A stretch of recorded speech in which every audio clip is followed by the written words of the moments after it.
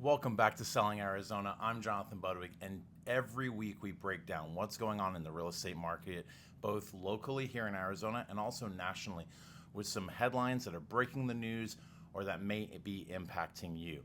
Now, we ask that you stay with us and you join us for this journey. This is a new show for us, and we're super excited to bring it to you. We're going to come to you live every week with new episodes, making sure you are the most informed for your market and your next real estate decision. So whether you're buying, selling, or investing, this show's for you. Let's get started. Here we go. So in the news, there are many headlines that may be impacting you both as a buyer or a seller or investor. Now, we like to focus on the ones that really do impact you because there's a lot of noise in our market and a lot of noise nationally, both with big brokerages being acquired by larger brokerages and interest rates that are affecting affordability, like even the price of gas is crazy right now. So we're all aware of this, but what really impacts you? And what I really want to focus on is what things can we do to make sure that as a seller or a buyer, or even our investors, are positioned to capitalize the best on the market that we're in right now. Now, here in Arizona, it's heating up. It's the beginning of June, and we're already seeing the summer market start. Now, generally people say Arizona doesn't have a summer market. We actually believe that we do, and we actually see a lot of turnover during the summer. You have a lot of families relocating out of state, but you also have a lot of families relocating into the state. For sellers that feel that they should put their home on the market in September, October, it's not a bad strategy if you're able to wait. But if you're not, I would really advise you to consider selling your home during the summer and getting the most for your home during the summer. And here's why. When buyers are out looking during the summer, guess what? It's 110 degrees here in Arizona. So if they're out looking and they're inside your home, that means they're serious and they really are looking for a home. Also, sellers, in the summer, you do have a lot of people that just kind of take the home off market or they're on vacation, so they're not in the position to sell. So here is your advantage to be the standalone in your neighborhood and really set the benchmark for the new comps. Now, what we've seen recently with the interest rates and a lot of the political scene and the conflicts both with Iran and also Israel is there's a lot of tension in the world. We didn't even mention Russia and Ukraine, but this isn't a political show, so we're not getting into any of that. But we have a lot going on in our global markets that can also impact us at home. Now, what we need to realize and also acknowledge is that although we are being impacted by these global events, it's still everyday business here. We have buyers and sellers transacting every single day. Right now in our market, we're selling anywhere between 5,000 to 7,000 homes a month. And that means that there's 2 agents generally on every side. So there's about 10 to 12, 14,000 transactions that a realtor could be part of every single month. And our clients get to benefit from that and get to be part of those numbers. So again, just circling back, is summer a waste of time to list your home? I don't believe so. We're very busy. We do take vacations during summer, but we keep them short. That way we're here for our clients and we have systems to make sure your home or your purchase is always protected. Now, what is the biggest headline that we're seeing right now as of June in our market and nationally? It is interest rates. And interest rates are still creeping up and are still high. So what I have is advice for buyers, and that is you need to be talking with your mortgage provider really early on. And if you haven't already, get on the phone with them today. We also have some local providers we can share and national partners too. But our local partners here really know our market and our rates. Now, the other thing I would tell buyers is you got to get creative. And sellers, we'll get to you in a second, but buyers, you need to get creative. Here's what I mean by that. If a home's been on the market more than 3 or 4 weeks and the seller is motivated to sell, you have a real opportunity there to not only get credits or concessions, but you can even get some lender buy downs or loan buy downs where you can actually buy down your rate for the first year or maybe even the first 2 years. And I've even heard some people are being able to buy down their rate for the first 3 full years of home ownership. Now, what does that look like? If you could lock in a rate today of 5.99%, which would be a very good rate in today's market, and you did a 2-1 buy down, that means for the first 2 years, you are going to be able to buy down the rate. Now, my recommendation is let's see if the seller can help pay for that, because it's usually a couple thousand for the points buy down. But what that would look like is if you locked in a 5.99% rate today, your first year on a 2-1 buy down would actually be 3.99% for your first year of fees. Second year would be 4.99, and then the third year and on would be the 5.99 for the rest of the balance of the loan. So we also talked about the 3-2-1 buy down, which means that if you locked in a 5.99 today, your first year would be 2.99, your second year would be 3.99, your third year would be 4.99, and then moving on, you'd be at your 5.99% interest rate. Now that would really benefit buyers early on in the transaction, especially early on in home ownership, whether it's your first home or second home. That relief early in the transaction really does help. You've got moving costs. You will probably need to paint the home. You also have new carpet. The window's gonna break. The locks need to be changed. The grass sprinklers stop working, and then the pool starts turning green. So in those first years of home ownership, you're really learning the home and getting comfortable. So I really like the buy down. Other option you can do, instead of this 2-1 buy down or 3-2-1 buy down, you can just elect for a lower rate day one on your 30-year mortgage. So here's what that would look like. Hey, Mr. and Mrs. Seller, I really appreciate you looking at our offer. As you can see, we've kept everything clean. I'm working with Jonathan. He's got over 14 years worth of experience, and we really want to make this work with you. What we're asking is that you help pay down our rate from a 6.65 to a 5.85. It's going to cost $7,000, but we've just given you a full price offer for your home, and we're asking for the $7,000 to be credited to us at closing so that our lender can buy down our rate and lock us in for 30 years. I love this option too, but the reality is it could take 3 to 5 years for that buy down to really pay off, no pun intended. So if you're going to refinance, you may not get the full value. But the reality is, in this market right now, and with the global markets changing the way they are daily, I don't know if rates are going to come down anytime soon. And so I always feel it's best to lock in the rate that you feel comfortable with day one, and then you will figure it out as you go. We purchased a home in 2016. We are at the max of our budget, and we didn't think we could spend another penny.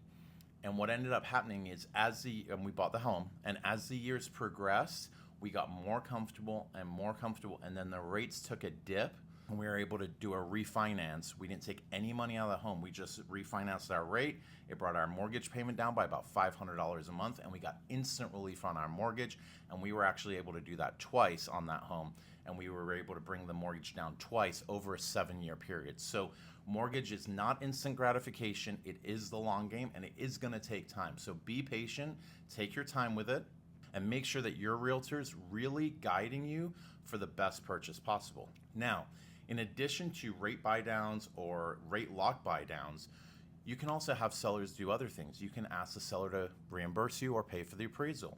You can ask the seller to reimburse you for the inspection, or if things come up on the inspection, you can negotiate credits. And again, the way that would look, if you're buying a $500,000 house and you ask for a $5,000 credit, you can either take that off the price of the home. So instead of $500,000, you're going to pay $495, or you can put that towards your down payment. I like that option better, because if I need to put a down payment, let's say of $20,000 down on my $500,000 home, but I have a $5,000 credit from the seller, that means I only need to bring $15,000 to close on the home. So I really like a larger credit that's being used to secure and acquire the home. I like that up front, and I like that to happen through the seller to the buyer. Now, sellers, let's pivot and talk about your position in a transaction. I would make your home the most attractive home in the neighborhood. Now, that's not necessarily just by pricing it correctly or having your lawn mowed perfectly or even changing out your seasonal plants. What I mean by positioning your home, I recommend that we go right under the comps right now in this market. When we go right under the comps, we instantly become the value option for many buyers. If you're looking at $700,000 homes in North Scottsdale and there's only 6 of them, and then a new listing comes up and it's $685, it's really going to make all those buyers wake up and go, whoa, same house as the others, very comparable, but now we're at a 685 price point.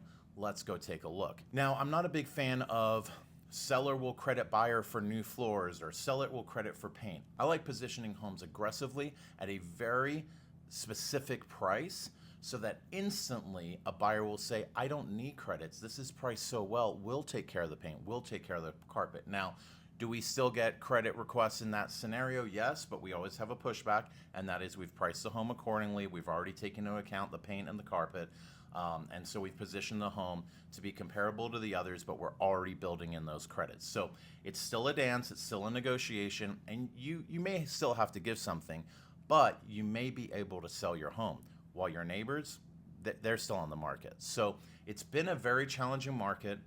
Like I said, I've been doing real estate now for 14 years, and this might be one of the most challenging markets we've been part of. But that being said, I might actually be having one of my best years ever right now. So even in challenging markets, inventory is moving and homes are still transacting. And like I said, summer months, they don't die off. We're still going to sell about 5,000 homes on average every month this summer. That means this summer we're going to sell about 15,000 homes. 15,000 families are going to be impacted with a sale or a purchase. And when you take both sides, you actually have 30,000 families that are going to be impacted by summer real estate here in Arizona. So it's not dead. It doesn't dry up. We don't go into a full-on drought and lock our doors. We are open for business. And buyers, you have an advantage to get into homes, and sellers, you have an advantage to sell your home. So if you really want to make sure you maximize this summer's results, get with your local pro or reach out to us, and let's make sure you have the most successful transaction you can possibly have. Now, the other part to all this is days on market. It is taking longer for homes to sell. Back in 2020 and 2021, we were listing homes and they were selling before we could even put the sign in the yard. Sometimes 15, 20 offers on a property, which has its own challenges, but we'll get into that at a different time. We don't have that market right now, so you need to use these strategies to be creative as buyers or to get aggressive as a seller. What I would recommend is staying patient with days on market. It used to be a big indicator and it used to be a red flag if your home was on market for a very long amount of time. Right now, buyers aren't hung up on days on market. It's actually not a big conversation piece that we're having, and we actually find that buyers aren't too concerned about how long the home's been on market. They're more concerned about what opportunity do they have, how can they get in early, what is seller willing to pay for, can we get this under the comps, and can we get a net outcome that's the best for my clients or any buyer's situation. So stay strong and stay optimistic and positive with these days on market. I don't get hung up on them. I don't think you should either. And there's good reason for that. People just aren't paying attention to the days on market the way we think. Now, I will say, if you're not getting any showing sellers and you have been on market 2 months, 3 months, 4 months, you have either a pricing issue or your presentation just isn't hitting the mark. We use high-end quality photography and video for all our listings to make sure our homes are getting the best exposure online. All buyers are starting their search online, and years ago there was a stat that 96% of all buyers started their home search online before they ever called a realtor. I would say, and we haven't looked at what the new number is, but I would say that number is probably closer to 98 or 99%. Most of my clients are sending me Realtor.com, Redfin, or Zillow links for homes that they have found on their own that they are seeing online. This is the new world we live in. Buyers and sellers have access to information just like we do, and they just need our help with the transaction side. But for the hunt, or to also see what competition is for sellers, it's now all available online. Now that piece of our real estate landscape is changing a little bit. I don't know if you guys watch the national news, but Compass just purchased Anywhere for $1.6 billion, and those Anywhere has companies like Century 21, Coldwell Banker, Better Homes and Garden.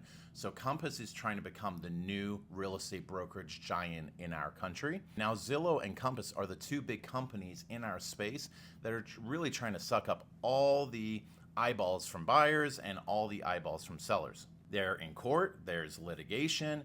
Zillow wants More transparency, more exposure. Compass wants their listings being shared to their brokerage first so that their agents have the first opportunity. But how is that fair to my buyers or my sellers if Compass is gatekeeping all their listings? So there's a big battle for this. But again, everyone's got access to this information, and everyone's seeing what their neighbor's home listed at, or what that house on the corner just sold for, and what they just paid, what that buyer just paid over there. So the information is available. So the area you need your realtor to really focus on is strategy.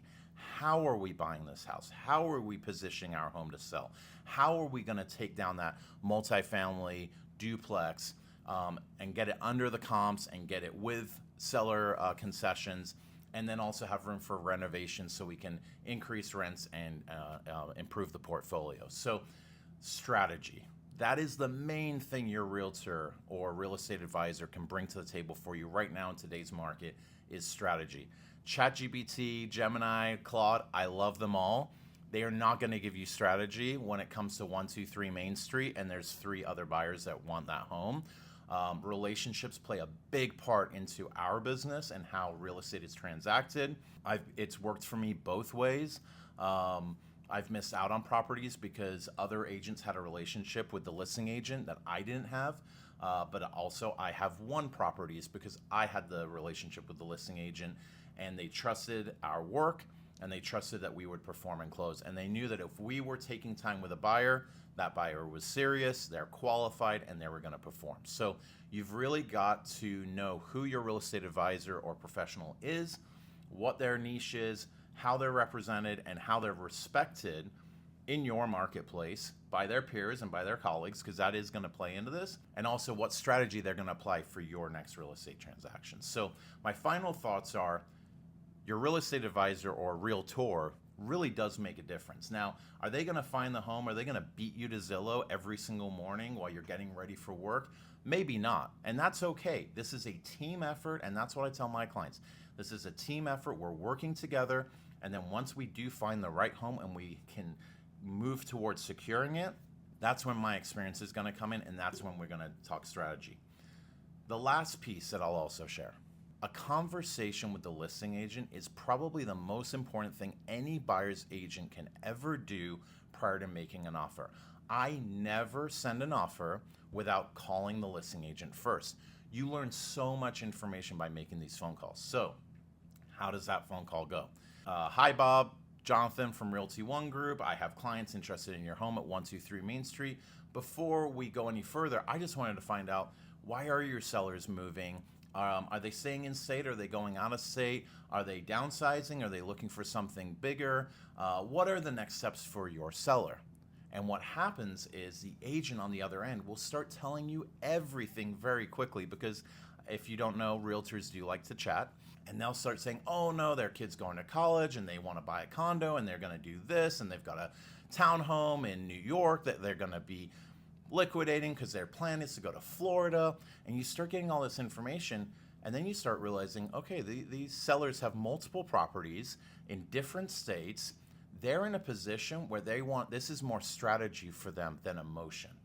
Now, if the phone call goes differently and the phone call goes, well, it's been, this family's been in the home for 30 years and there's so much for them to clear out still, and they need time after the sale to still move out, so a post-possession would be appreciated. And you start having those kind of conversations, there's a real emotional attachment, and now you may insult the sellers if you come in low or ask for too many concessions or too many kickbacks during the transaction. So positioning your offer or understanding the market if you're positioning a home for sale is so critical right now. And the last thing I'll say is AI, because everyone's talking about AI. It's such a hot topic right now. And how is AI going to impact my home sale or home purchase? All I will share is, like I did before, strategy. It may not be able to give you the perfect strategy for every situation, but it's just going to give you more access to more information and understand more about what's going on in the market. But you can trust your local realtor or real estate advisor to give you the best advice. And if you need to find out who that person is in your market, you can always reach me. I'd be happy to do some homework with you and make sure you have the right partner for your purchase, sale, or investment. That's what we do here. I'm Jonathan Budwig with Selling Arizona. I've been doing real estate for over 14 years. I really appreciate you joining me today. This is going to be a lot of fun. This is episode 1. I hope you enjoyed it. I'll see you next time.